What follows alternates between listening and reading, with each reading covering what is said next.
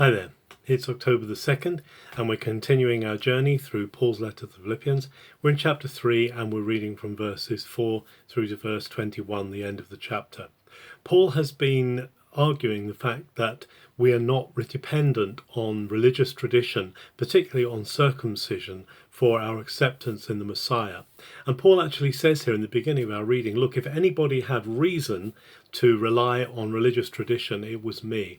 I'm a Jew of the Jews, a Pharisee, in terms of my zeal as a Jew, I was chasing the churches.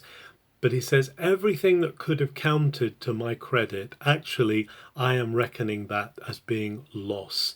That is deficit. Because actually none of this matters. That what matters is knowing Jesus. What matters is knowing the power of his resurrection, also connecting him with the fellowship of his sufferings. And Paul actually says, I'm forgetting everything that's past. I'm not looking to my tradition. I'm not looking to my heritage. Valuable though that may be, I am reaching forward. I'm stretching forward, reaching for the prize in Jesus Christ. And he says, I'm seeking to take hold of that for which I myself was taken hold of. Paul says, I haven't yet achieved it, but actually I know this, that there is a reward, there is a prize waiting up ahead for me.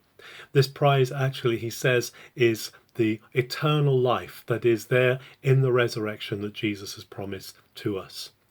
He says that there are some who are making fools of themselves, who are living as though Jesus hadn't risen from the dead. They're living not lives of integrity, but he says, but we who are called to be followers of Jesus the Messiah, we are going to be changed. We are going to be made like him.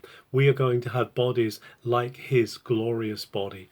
Paul, therefore, is really making it clear here that it's not about our being here on earth. He says our citizenship, our real belonging is in heaven, is in God's presence. And actually we are seeking to be raised. He's going to raise our bodies and he's going to make them like his wonderful body, his risen body. What an amazing paean of praise Paul has here, and how much he shows that he's not relying on his past heritage, but he's completely relying on the principle of trust, on the principle of faith that he has in Jesus, reaching out for that for which he has been taken hold of. May we also today reach out for that for which we have been apprehended, that prize of the high calling of Jesus the Messiah.